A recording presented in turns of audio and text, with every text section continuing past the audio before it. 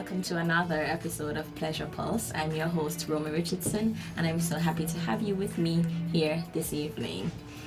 This is another episode, another edition of Pleasure Pulse, so another exciting conversation. And I think before, the way that cameras and so were set up, you never were able to see my guests, but I think you can see. Her now, so that kind of puts a spoke in my surprise wheel, but it's fine still. But before we get into tonight's conversation, even though you already know who my guest is, I'm going to, as usual, take a break, let you all gather the troops, let everybody know that Pleasure Pulse is live, and to tune in. So we'll take a short break and then we will come right back and get into tonight's conversation.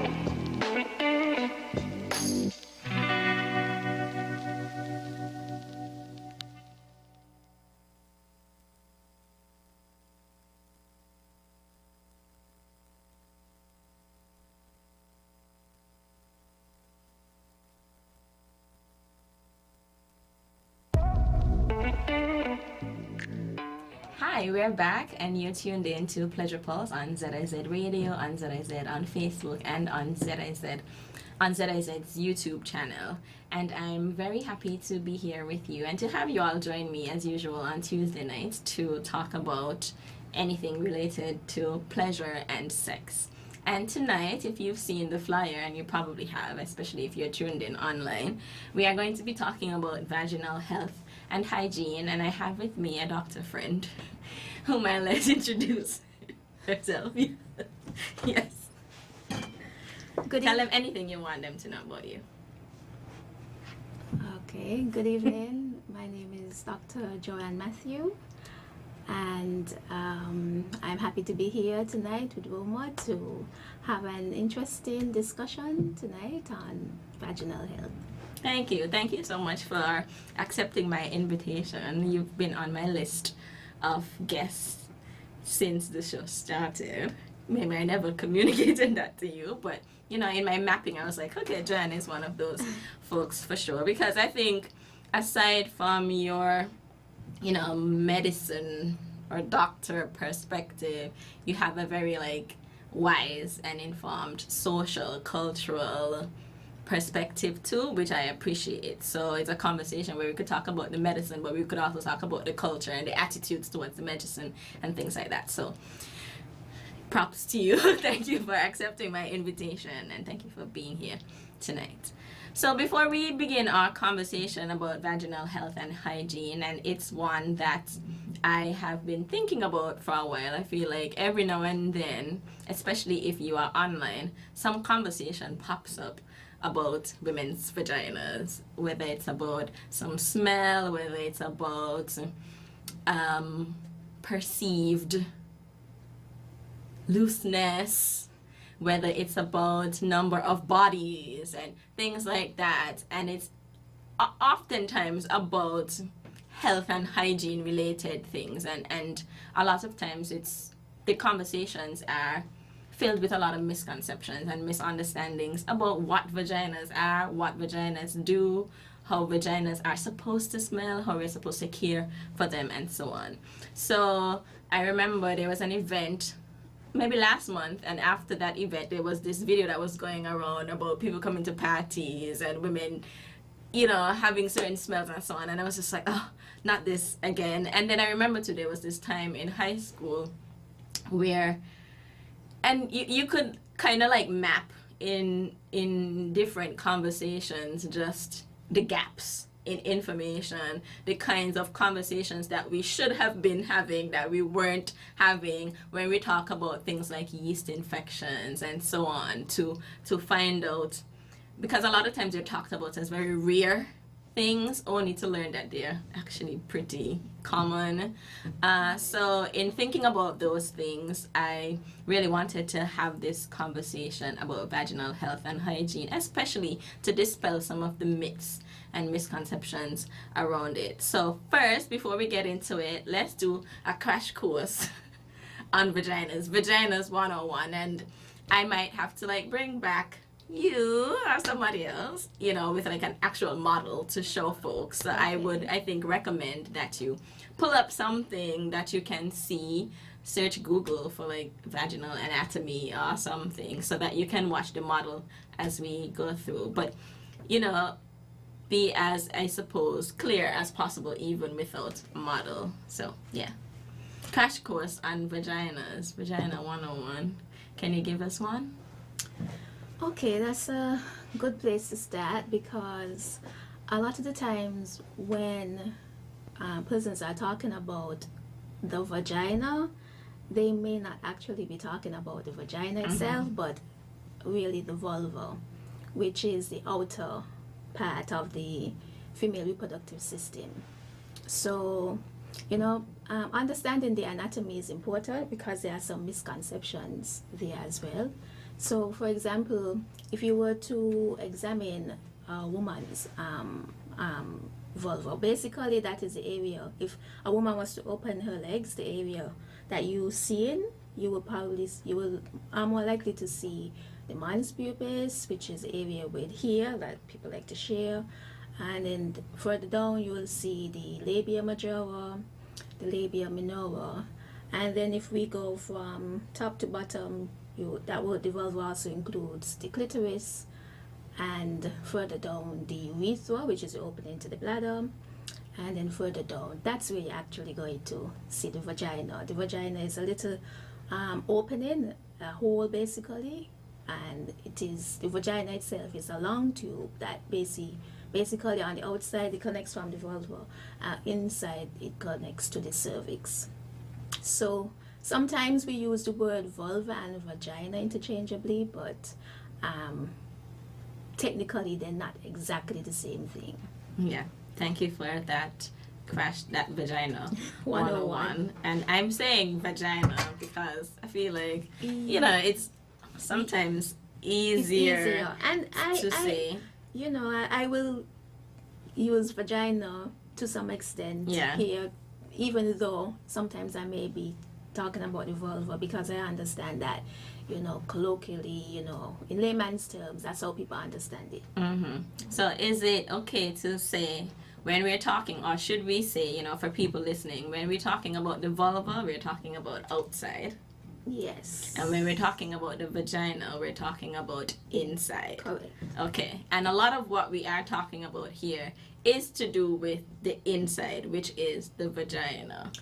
Well, I'm not sure. Okay, well, let's see what happens in the conversation. We may be talking about both, but let's see. Yeah, because in my mind, the way that I thought about the conversation, it was a lot to do with vagina, as in inside. Okay. And how things come out or don't come out, what comes out, and things like that. Yes, but we'll see in the conversation, but we'll make it clear so that listeners and viewers can follow.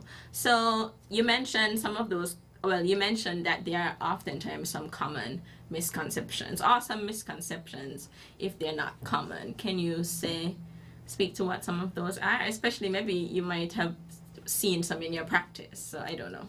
Okay, well, one of the most common misconceptions, recently I realized that even in 2024, or I guess it depends on your age too, especially for men who don't really understand women's anatomy, which is a lot of them. They don't realize that that women down there have two holes. One is the vagina, and the urethra, meaning urine and, for example, period blood doesn't come out of the same hole. And I could kind of understand why they may think that, because they have a penis with one hole and both urine and, for example, semen comes out of it. So that's something I didn't realize that some men and even some women didn't even know. Where pee versus everything, other things, come out. So I suppose, and I don't, I want to avoid making things graphic, but I want to make things clear still. And I think a huge part of understanding if you are a person with a vagina is actually looking at your vagina, is, investigating and exploring. Exploring is a better word to use, your vagina. So for that. Yeah, so when you are peeing, pay attention to where you are actually releasing certain things from. If you are ejaculating, if you are, on your period, pay attention to where you actually feel things and see things coming from. It might be difficult to just go by feeling, but even just by, as you said, looking, examining, getting to know, down there you may understand and learn and see things that you didn't know were there before. That's a good advice. And I think obviously, but you have phones now. I know people often recommended using a mirror down there, especially a handheld mirror. Yes. Everybody might not have one of those, but maybe you have a phone with a really good camera that you could put on, selfie mode, and look, you could take a picture. I don't mean for others if you're not into that, and just to, see. Yeah, because seeing really helps with understanding. And I think it also helps with partners, because you want also partners to understand what's going on with you, and especially when it comes to pleasure, where things feel good to you, which could be anywhere, in vulva, in the vulva, in the vagina, in both of them. So you could do some exploration together. Any other misconceptions that you want to share?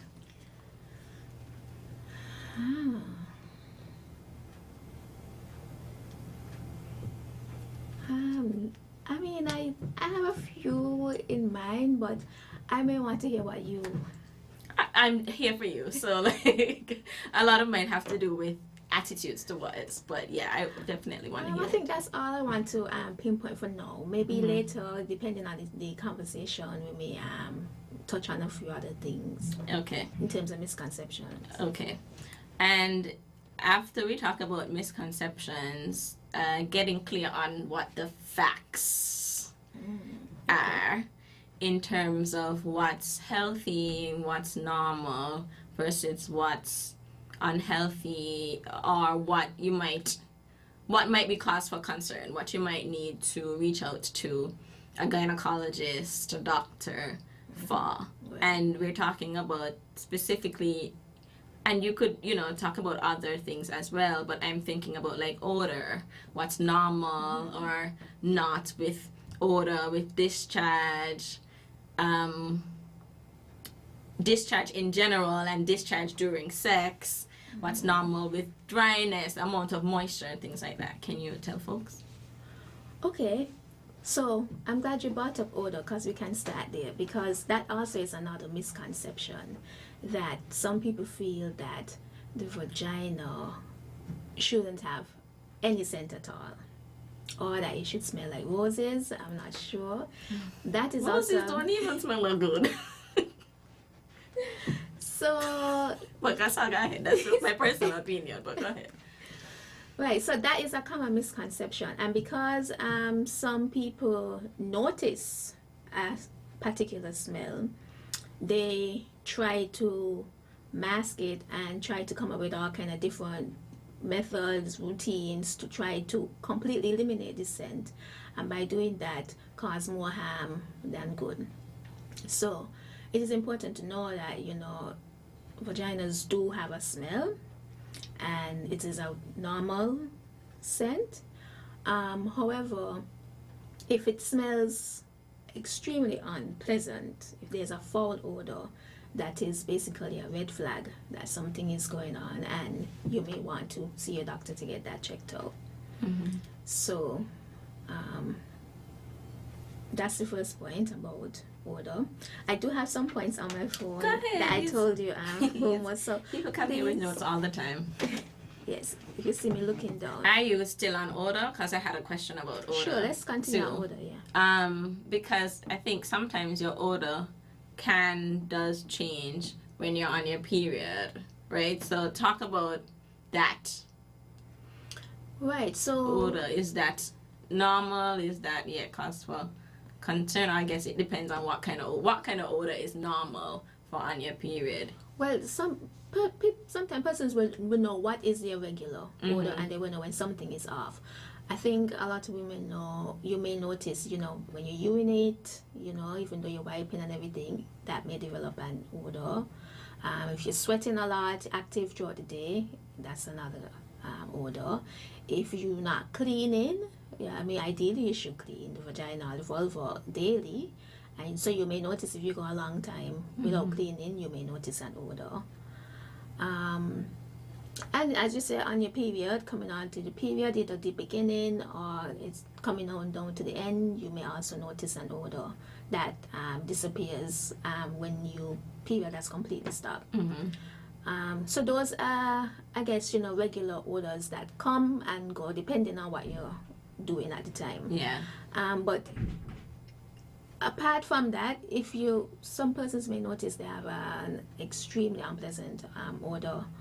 And if you notice, like, for example, like a fishy odor, those are red flags that something may be going on. There's some sort of inflammation or infection, and they may want to get that looked into. Okay.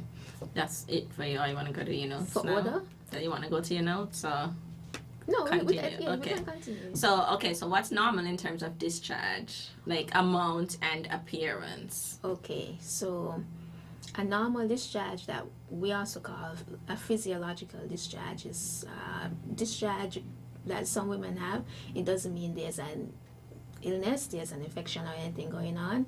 Usually this is a very clear or like watery kind of appearance, and it's usually not a lot. Some people get more of this discharge than others, so much that they have to wear a panty liner, but that is basically the normal discharge. And people like this tend to know when their discharge becomes abnormal. So some people don't have a discharge at all. So the fact that they get a discharge is abnormal to them. Okay. So typically abnormal discharge, sometimes they can be runny or watery, but sometimes they can be thick and clumpy. Sometimes they can be creamy, cream or white, or even green or yellow or brown. Usually that's an abnormal discharge that the only way to be sure is to get it looked into, see your doctor and get their opinion to see what they think. They'll ask you a lot of questions and put two and two together to decide if they think this is something to be concerned about or not. So right, that covers, I guess, color and consistency. For example, yeast infection typically can be very thick and clumpy. We call it like a cottage cheese consistency. But other infections can be more runny instead of thick and clumpy. Okay. What I'm taking from this conversation especially is that, and there's like so much shame around vaginas and vulvas, and so that shame often leads folks with vaginas especially to not even want to look down there or like pay attention to what's happening down there or investigate what's going on down there. But it sounds like from this conversation that it's important to follow, to pay attention, to check your panty line or inside of your underwear to see what things look like, so that when there's a change. In health in general, it's important to know what is your normal, so that when the abnormal shows up, you recognize, okay, this isn't my normal, this isn't my usual, so I think something is off here. And the same applies to vaginal discharge. It's very important to monitor it, so you know, okay, this has been fine, or I don't have a discharge at all, and suddenly I do, or normally I just have a little bit of a clear watercolor discharge, and now suddenly it's gray or green, and it's a lot. So you know, okay, that's a sign that something is going on. Let me look into it. Okay. And what about discharge during penetrative sex? Like, does that look differently, or is it discharge, or is it just lubrication? Because sometimes you notice, you know, something increasing or coming out maybe of your vagina then. So how, yeah, I think everybody's, I guess, you know, during intercourse, people may, you know, produce some amount of fluid or discharge down there, and it's different for each woman. And even for each woman, you may have different times. Sometimes it's totally fine, or sometimes it may mean something is going on, you know, and that ties back into knowing what is normal for you, so that you can pick up, but this is different, and I need to pay more attention to this. Right? Yeah. Because somebody else, you know, during sex, they may have like a clear discharge, and then suddenly they notice, hey, this is looking really thick and white and clumpy. This is a little bit different to me. So that's an example of just monitoring to see, you know, what is normal and what has become abnormal to you. You know?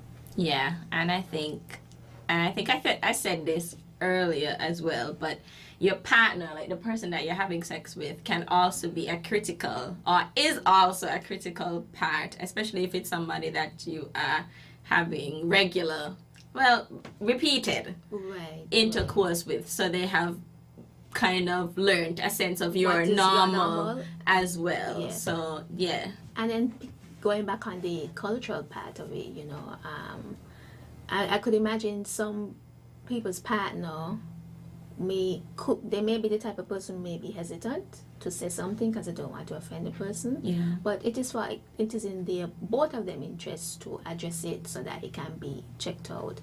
And the person with the vagina,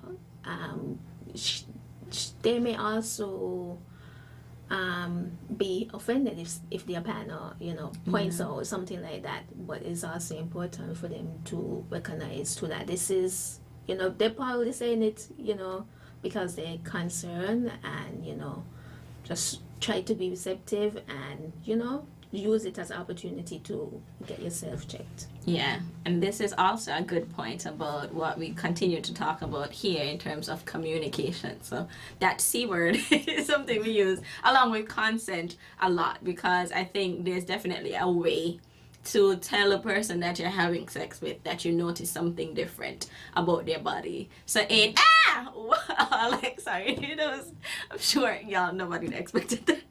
You looked a little shocked. Sorry, jump scare. But I wanted to make a point on that because sometimes it is your partner who may pick up something on your body that later on, you know, you will be grateful for. A lot of, for example, that's very common with breast cancer. Yeah. So you know, your partner could be quite beneficial for you in picking up things that you wouldn't pick up yourself. Yes. So definitely, you know, receive it in that way, or like hear it in that way, that this is a person who cares for me. And also, as a person communicating it, be conscious and kind and compassionate in your communicating that, because assume that it's going to be a sensitive, of course, topic or sensitive issue. So communicate it with that kindness. You know, maybe sit them down and say, hey baby, I really enjoyed something. I noticed something different about whatever. Did you notice it too? Or like, you know? Exactly. Yeah. So okay, so there's that we can do to help our partners as well. And then what about dryness in terms of what's normal and what's maybe a little abnormal? And I know like dryness is a spectrum, because there are some people who have like actually the term is not coming to me right now, but it's not coming to me either, but I know. Yeah. I know. Yes. Yeah. We're producing moisture down there during the act of intercourse. But yes, some persons, produce a little and some produce a lot. And for even in that same person, it depends on the partner, it depends on the moment. So I don't think it's anything to worry about, and that's why lube or lubricant, exists to help with dryness issues. And we know women in menopause also suffer with a lot of vaginal dryness due to vaginal atrophy, so they experience it more and they have to use even more lubricant. So yes, vaginal dryness is also not, it's not necessarily an indication that there's something wrong with it. Okay, that's good.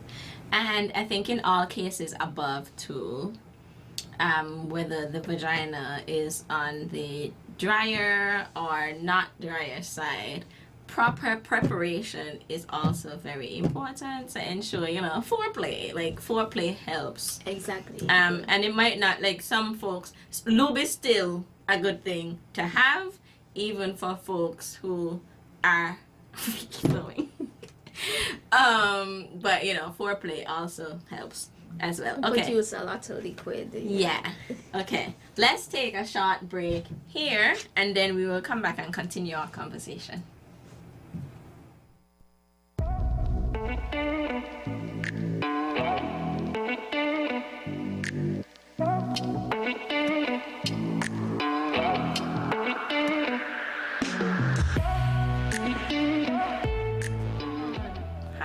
Welcome back to Pleasure Pulse. You're tuned in to your host, Roma Richardson, and guest, Dr. Joanne Matthew. And we've been talking about vaginal health and hygiene. And we've so far had a crash course on Vagina 101. We've talked about the difference between the vulva and the vagina and the common misconceptions around both of them. We last were talking about what is considered healthy or normal, unhealthy or abnormal, and part of that conversation centered around, the person with the vagina getting really familiar on what is normal for them so that they're better able to notice what might a change be. And we talked generally about, in medicine, what's considered okay, healthy, normal versus unhealthy, and needs to be checked out in terms of vaginal odor, vulval odor, discharge, and so on. Vaginal discharge. Yes. And so next I want to talk about I think is very common among people with vaginas, which is yeast infections and other infections, and also how to prevent them and what to do if you get one. I think you mentioned that like a yeast infection has a discharge that looks like cottage cheese usually. Are there any other symptoms of a yeast infection that people could watch out for, or will you always have that cottage cheesy discharge? No, I mean, even though that's a cottage cheese discharge is typical. Some persons' discharge may be just regular bunny, or just they may not become clumpy. But in terms of other symptoms, vaginal itching, even vulvar itching, is a very common symptom. So okay, so tell us about yeast infections and other infections and how to prevent and respond and treat them. Okay, so yeast infection is a vaginal infection that is quite interesting because it's not necessarily an STI. One of the common ways persons with vaginas can become infected include excess heat down in the vulva.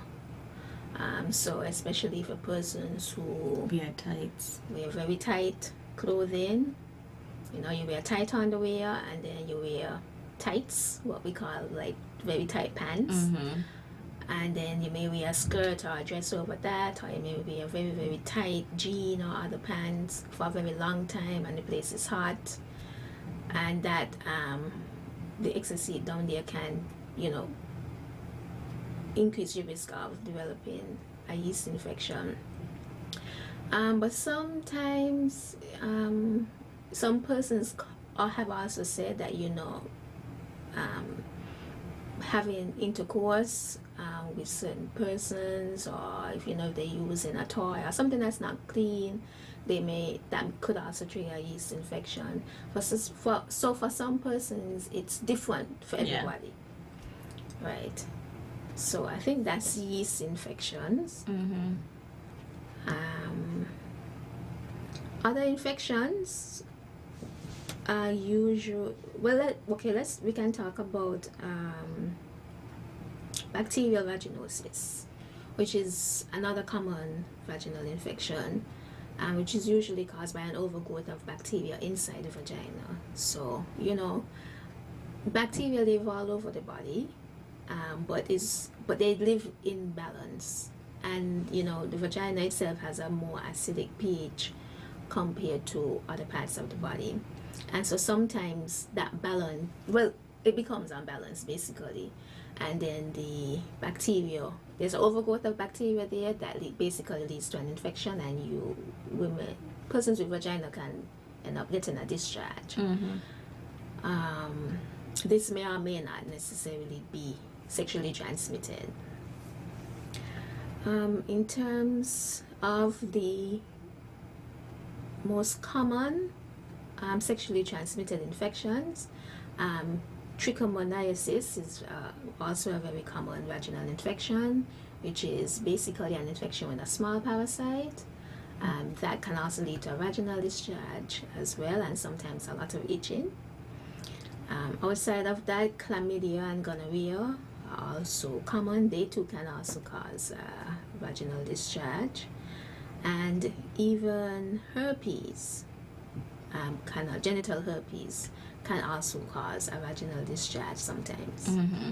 Okay, so earlier we were talking about like a fishy or strong odor. Which of those infections causes that type of odor? Generally, it could be either bacterial vaginosis or trichomoniasis. Some people say it's one or the other, but in my experience, I find for both, persons say that they have noticed a fishy odor. Okay, got you. And in terms of how to prevent and treat them, so are we talking about?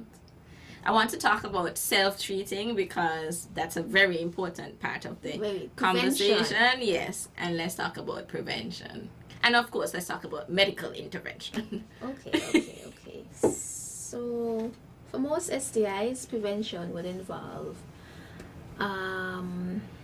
protecting yourself from whatever is being inserted into the vagina. So, for example, if that's in the case of penis, using a condom can be very helpful. If you're using a toy, make sure that the toy is clean. What should you wash it with? Dish liquid? Clorox? Just regular water, and I think some soap. Mild soap? Mild soap. Yeah. Not like Dove, like is that put that in a spot? I don't know. Not like no strong perfumed soap, something mild. Right, I agree. It's a mild soap, and that should be more than enough to keep it clean. No, I wouldn't recommend Clorox. No, and just asking. I just let's be explicit. Yes, I agree. Okay. So cleaning your toys, and for some persons, some people you can use a condom on your toy, and not sharing your toys is important, especially if you're not cleaning them, or if you are sharing them. Please definitely avoid that if you can. Avoid it if you can. If not, definitely clean between use. Because sometimes if you have like a threesome or an orgy, everybody might not bring their own toys. But yeah, go ahead, give me the medical advice. No, commenting on that, I mean, some people think it's fine, but it can become problematic. Yeah. Because somebody else may not get an infection, but you might get an infection. Right. And so that was toys in terms of fingers, making sure fingers are clean and washed, before, otherwise, and it's a lot of going back and forth, if there are multiple persons involved. It's basically the contact between, for example, if we're talking about a penis, the contact between the vagina and the penis increases the risk of transmission. The contact of the vaginal fluid and fluid from the penis or the toy or wherever, that can also increase the risk of an infection or spreading an infection. Okay. So that's how to prevent some of them. Anything else to in terms of prevention? Because I know we talked about like tight clothes in terms of yeast infections and things like that. So what would your recommendation be? Can people still wear their tights? What should they do? Oh, yes, you can. But if you notice you're getting a lot of yeast infections, you're prone to yeast infections, you can also make sure that your underwear is cotton underwear, especially that area that, people call the crotch area, is cotton lined. Make sure that, it's not too tight. You just want to make sure there's good airflow. Because that would decrease your risk or your chance of getting a yeast infection. Yeah. So I would also insert here a recommendation, because I know people wear tights and like I think we grew up in a tights culture. Yeah. So oftentimes you see somebody on a skirt, very likely they have a tights under there. Where you can mix it up and wear something that's a little more loose and it's the flowing. Everyday wearing of it that increases your risk. And sometimes even when you get home, you can. That's what I was gonna say. Air it out. The underwear. Yeah, air it out if you can at home. Like let your vagina breathe. Agreed. Okay. Anything else in terms of prevention, or that's kind of it? That's it for now. If there's any point I remember, I will mention it. Okay. And in terms of treatment, cause I had what to do about infections. If you notice a difference in your discharge in well, I'm not gonna say like you had a little bit of itching or not, you have a lot, like any itching at all, odor, what should people do to go about getting them treated? Okay, so you should see a doctor. So maybe I could take this time to mention the red flags, because the treatment depends on what is the problem. And sometimes it can be something as simple as antibiotics, but it could be other things as well, creams, etc.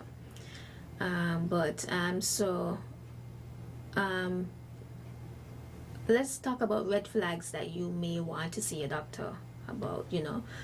Persistent itching is one, because that may come with a discharge or it may not.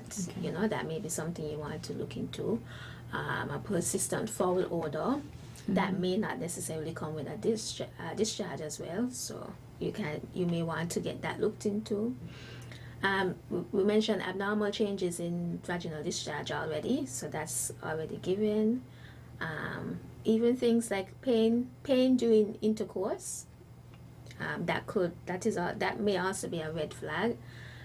Pain during urination, when you're passing urine, that may also be a red flag. If you notice blisters, sores, warts on the vagina, whether that's actually the vulva or inside on the vagina, that's a red flag. And unexplained vaginal bleeding, that is like outside of your regular period. All of those are red flags, because the treatment depends on what is the issue.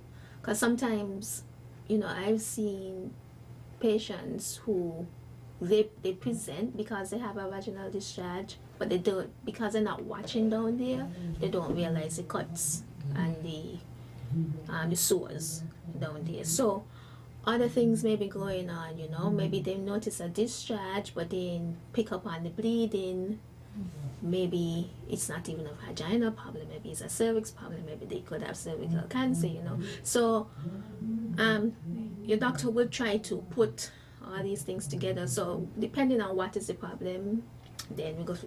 That depends on that determines what the treatment is, because it may be something simple, but it may be something a little more serious.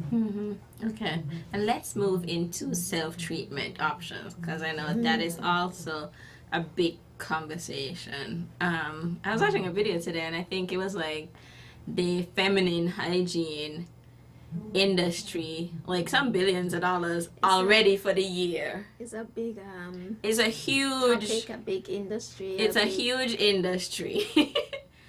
A huge topic. So let's talk about like self-treatment and just generally like keeping the vagina and vulva clean and smelling normal. Yes. Cause like, you know, we want to stay away from where it's like good and bad. Right. It's just normal. This is just what it normally smells like. This is what I'm used to. And yeah, and I know people sometimes talk about what you can eat to get a different smell and things like that. So yeah, let's talk about self-treatment and keeping the vagina and vulva clean and smelling normal. Good, all right. To the best of your ability, because I realize to like vagina, like they do what they want despite your best efforts. So yeah, let's talk about it. Okay, so we can start with cleaning, because that's part of where the industry, you know, that's an area they target a lot. Yeah. So you know, as I said before, try to clean the vulva daily. Oh, we need to also mention that the vagina itself does not need cleaning, because that is a self-cleaning organ. Vagina as in inside. Inside. Does not need cleaning. Doesn't need cleaning. It is not a straw that you use the little straw thing to insert and clean. It's fine, and you know, if once there's no infection or anything, it's fine. You don't need to douche. You don't need to do any of that. Okay, and also I think important to mention that if you do have an infection, like you can't clean your way out of an infection. You can't do it on your own. Please don't insert garlic into your vagina and all these other weird and wonderful things. It's going to make the problem worse. It's more than likely not going to fix the problem. So, you know, culture, you know that, you know. Yeah. So the vagina will clean itself, don't worry about that, but the vulva, the outside part, you know, that needs to be cleaned regularly, you know, at least once a day. And you can just clean it in the shower, you know, with soap. Usually, you know, a mild soap, you know, nothing too scented, you know. You will know when a soap is irritates down there or not, and you can just use your hands or you know, a cloth. You don't need anything too fancy. You don't need to be too rough either. So that's daily cleaning. Pat dry, and you know, it'll be fine after. Do you have to use soap? You don't have to. Okay. It's not mandatory, and your vulva and vagina will be fine even if you don't. Yeah, so and you remember, you know, you want to look at your vagina to ensure that you are properly cleaning it, because you might be surprised by all of the holes and you have hoods and things like that you need to pull back and clean properly. So take your time, you know. You can also use that as a get to know. And then, you know, the more you see it, the more you will notice when something is abnormal. Okay. So, and what about, so that's cleaning. Anything else on cleaning, or do you want to talk about like smelling good? What should, it's not smelling good, sorry, smelling normal. You know, there are a lot of products that are marketed for, you know, making sure that the vagina is clean a specific way and smell a specific way, but from my research, none of it appears to be absolutely mandatory. You don't have to use any of these fancy products. Some may even be more harmful, do more harm than good.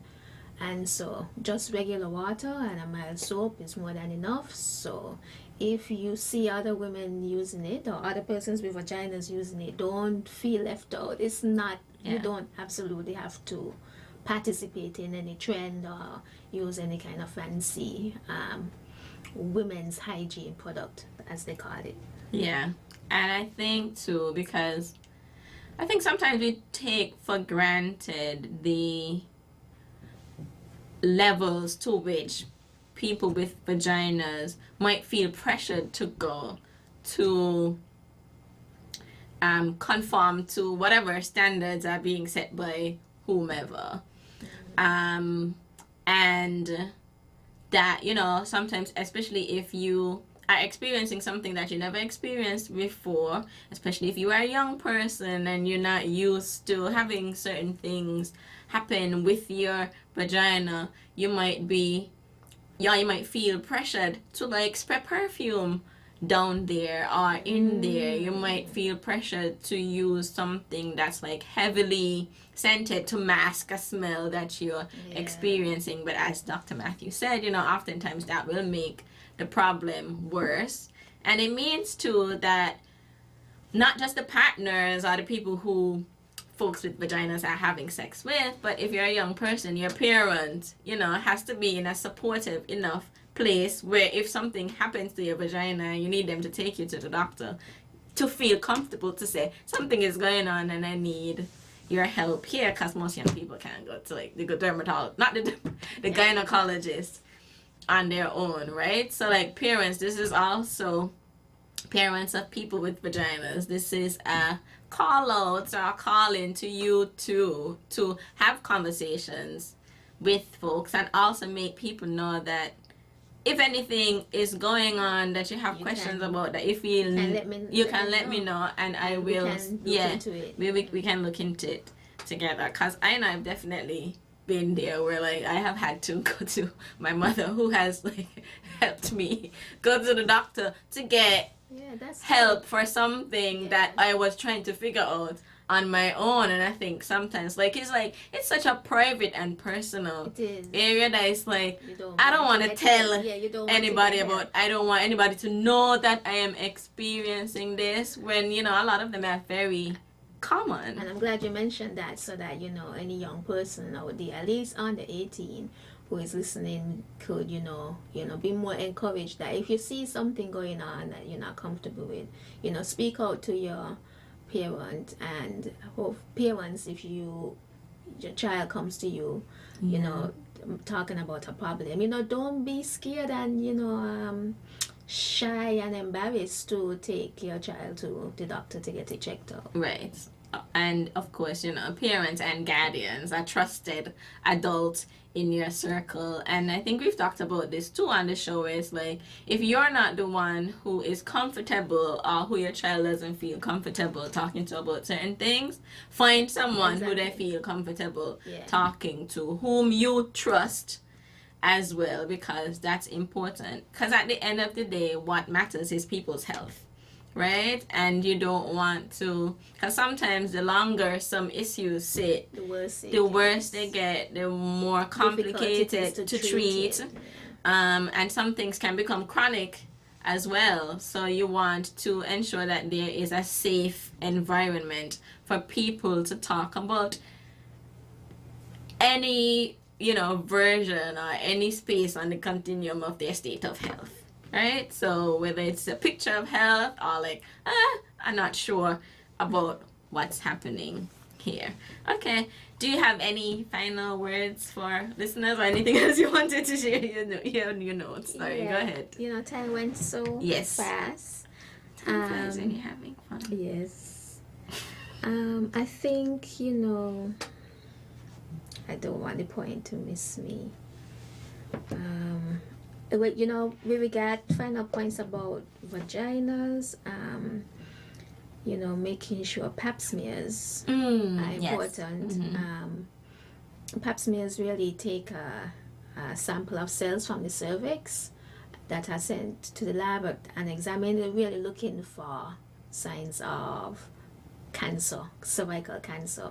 And yes, it's a cervix, but you have to usually we have to pass through the vulva and to go into the vagina to get that sample, and it's a procedure, a process that a lot of people don't like. It can be, uncomfortable, and people just don't like to go through it at all. But if you're sexually active, and between the ages of, let's say, 21 and maybe 60, it's important to get your pap smears regularly, to, in the event that you do have cervical cancer, we can get that early, and that can save lives.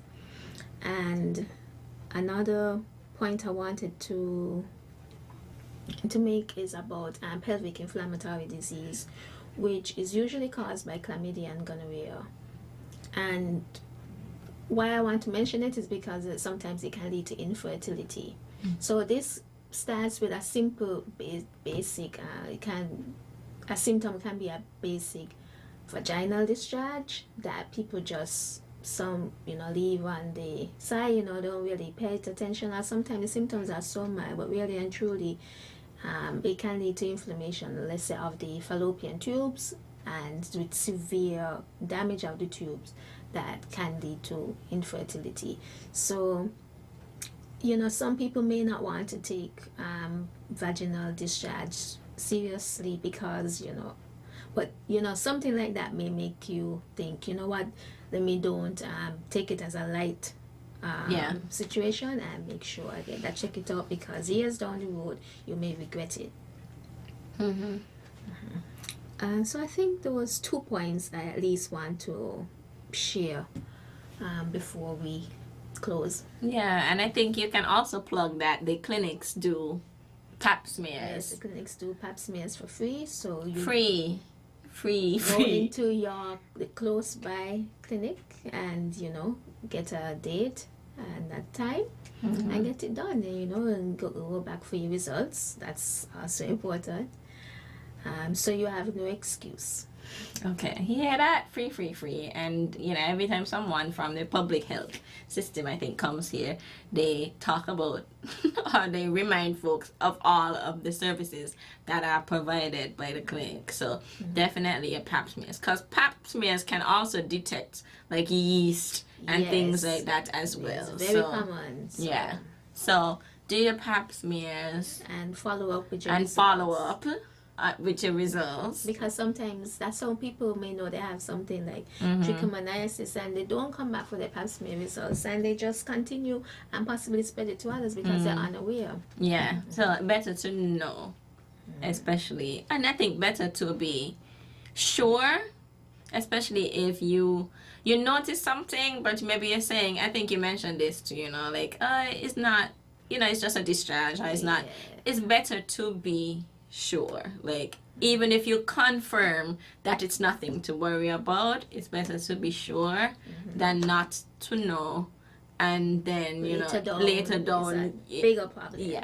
So I would definitely support that, and I would also support using the free resources that exist to us here. You can get like lots of things at the clinics. If you have a vagina, like if you have a uterus, birth control, different things that you can get at the clinic. So please visit your local clinic and see what services they provide that you can get help with. And I just want to say thank you for joining me tonight. Thank you to all of the listeners who tuned in. I know I have a lot of listeners and viewers who are not people with vaginas. But if you engage with people with vaginas, this was also a conversation for you. So if anybody missed it, I would encourage them to send it to folks so that, learn something. We can all learn something together. And the things that we learn. Because when you know what's going on with your body parts, you are so much more able to enjoy them. Yes, and for persons don't have vaginas, you can also educate other persons with vagina. Not mansplain. And, correct, and, help, but possibly even save. Yes, exactly. So it is also you also have a duty, I think, to the person, a duty of care to pay attention too, so that both of you are accountable and paying attention and taking notes in that way. So as usual, Pleasure Pulse is a safe, inclusive space where we talk about everything. Tonight we talked about vaginal health and hygiene. Of course, in a future conversation we are going to talk about penis health and hygiene, because some of y'all be smelling and sometimes, when we didn't say this, but sometimes it's people with penises who cause a lot of the issues for people with vaginas. But are you ready for the conversation? Because when you're talking about the person with the vagina, is it you? Okay, anyways, that's for another time.